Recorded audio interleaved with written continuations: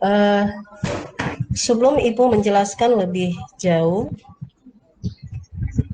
ada baiknya Ibu hubungkan dulu pendidikan anti korupsi ini dengan eh, pendidikan yang ada di jenjang sekolah menengah atas.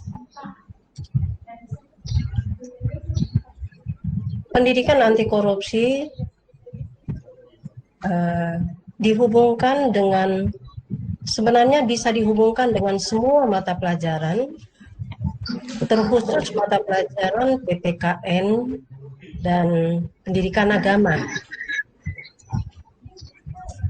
Sebagaimana dalam Undang-Undang Dasar 1945, pasal 31 ayat 3, di situ dikatakan bahwa pemerintah mengusahakan menyelenggarakan suatu sistem pendidikan yang meningkatkan keimanan dan ketakwaan serta akhlak mulia dalam mencerdaskan kehidupan bangsa.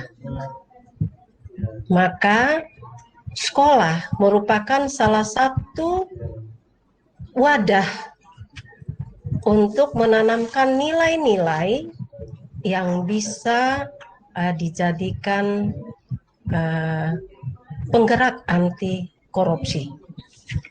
Apa sesungguhnya anti korupsi itu?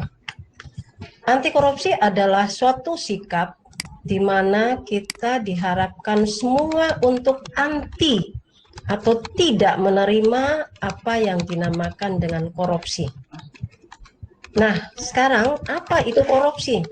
Korupsi itu adalah, kalau dilihat dari aspek hukum, maka korupsi adalah suatu sikap atau perbuatan yang melawan hukum, di mana sikap ini dilakukan untuk memperkaya diri sendiri atau korporasi yang dapat merugikan negara atau merugikan masyarakat. Adapun dasar hukum anti korupsi di Indonesia antara lain adalah Undang-Undang Nomor 31 tahun 1999, kemudian diperbaharui dengan Undang-Undang Nomor 20 2001 tentang Undang-Undang Tipikor. Nah, dalam undang-undang ini dikatakan bahwa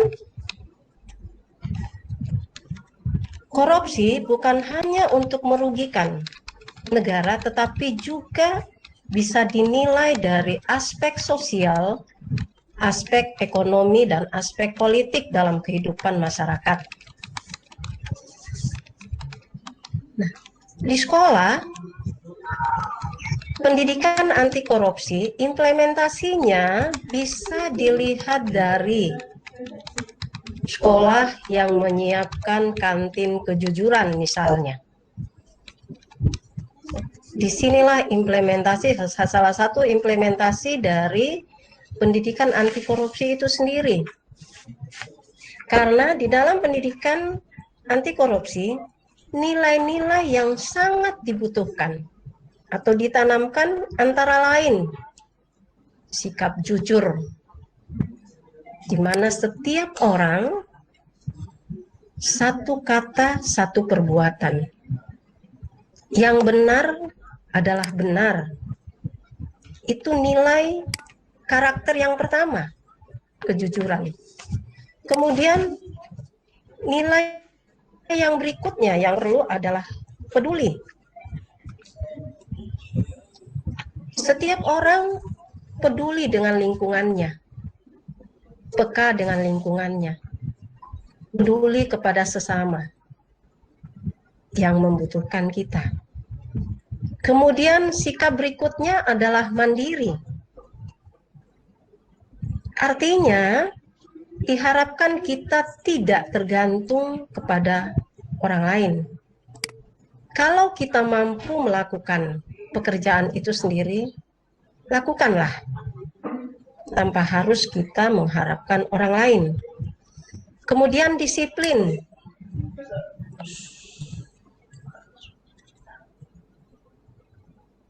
Disiplin ini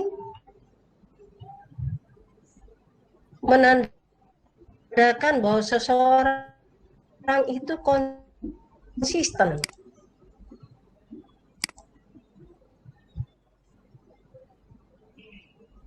tepat waktu, bukan sikap anti korupsi. Jikalau kita diberikan tugas, maka tugas itu harus kita laksanakan dengan penuh tanggung jawab. Kemudian kerja keras. Senantiasa kita berusaha semaksimal mungkin untuk menyelesaikan semua pekerjaan atau tugas-tugas yang kita diberikan. Kemudian sederhana. Sederhana di sini diartikan hidup bersahaja. Hidup dengan skala prioritas.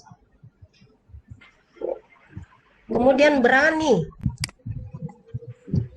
mengambil sikap, berani menghadapi segala sesuatunya.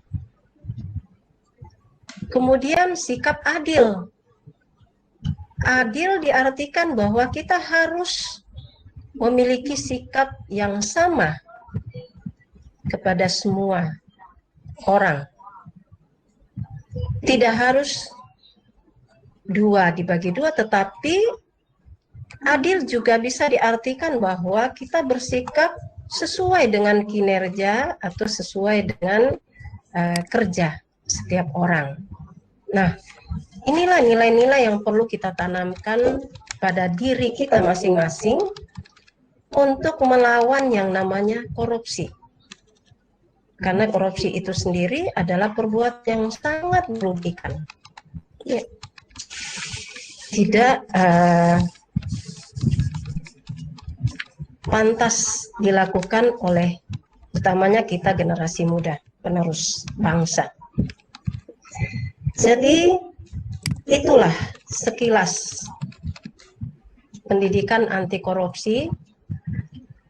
Selebihnya nanti kita kembangkan di dalam mata pelajaran PPKN atau mata pelajaran yang lainnya yang mungkin ada hubungannya dengan pendidikan anti korupsi ini sendiri.